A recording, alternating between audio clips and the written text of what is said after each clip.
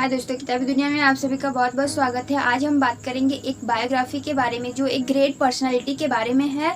वे छोटी सी उम्र में ही 10 साल की उम्र में ही इतने सारे बुक पढ़ चुके थे। जो उनके आसपास 2 लाइब्रेरी हुआ करता था, जो उन्होंने उन दोनों लाइब्रेरी का सारा बुक पढ़ चुके थे और उनके लिए अब बुक कम पढ़ने लगी थी।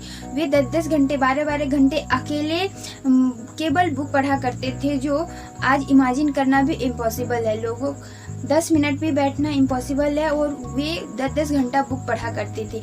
वे हमारे लिए इंस्पायरेशन का सोर्स हैं और उन्होंने बहुत बड़ी बड़ी कंपनियां इस्टेब्लिश की जो आज भी नहीं है और आज से पहले भी नहीं थी। जो एक नेक्स्ट टू इम्पॉसिबल वाला काम उन्होंने किया था। उनका सोच पूरा दुनिया के सोच से अलग था। जो 99% लोग सोचते हैं वो वे नहीं सोचते थे।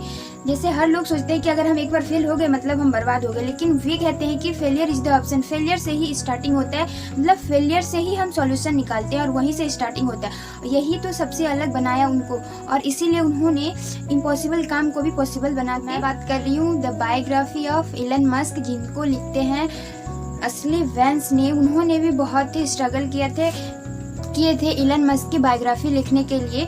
बहुत सारे ऑथर ने ट्राई किए थे कि इलन मस्क का बायोग्राफी वो लोग लिख पाए, लेकिन उनको नहीं मिला। और वेंस ने बहुत ही कोशिश की और स्ट्रगल की और उनके पैशन के बारे में इलन को पता चला और तभी उन्होंने इसको लिखने। मस्क जिनके पास 10 अलग अलग कंपनी है, जैसे Tesla motor, solar city, space x, ऐसे अलग अलग कंपनी अलग अलग सिटी में है और फिर भी वो एक्टिव रहते हैं और अलग अलग काम करते रहते हैं। और इनसे उनका टैलेंट का भी पता चलता है और उनका जो मतलब फ्यूचर को बदलने का जो क्यूरियोसिटी है, इंटरेस्ट है, वो भी पता चलता है। मस्क की इस बुक से हमें उनका विजन, उनका मिशन और थॉट के बारे में पता चलता है और जिससे हम अपना थॉट को इम्प्रूव कर सकते हैं।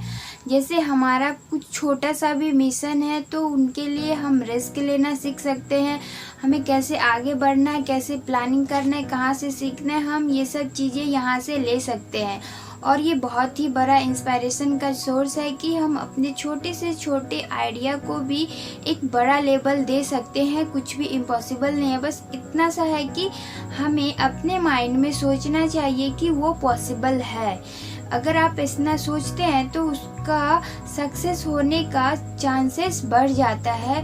दुनिया तो आपको हमेशा यही कहते रहेगी कि नहीं, ये नहीं हो सकता, वो नहीं हो सकता, ये इम्पॉसिबल, वो इम्पॉसिबल है। लेकिन आपका थॉट या हमारा थॉट को हमें पहले अपने माइंड में ये प्लान करना होगा कि हमारा आइडिया पॉसिबल हो सकता है और उसको पॉसिबल करने के लिए हम पहले उसको बिलीव करेंगे, फिर उसके ऊपर एक्शन लेंगे तो पॉसिबिलिटी बढ़ती है।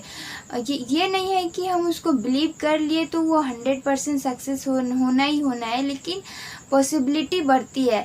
जब हम बिलीव नहीं करते हैं ना तो वहाँ पे 100% फेलियर होना ही होना है।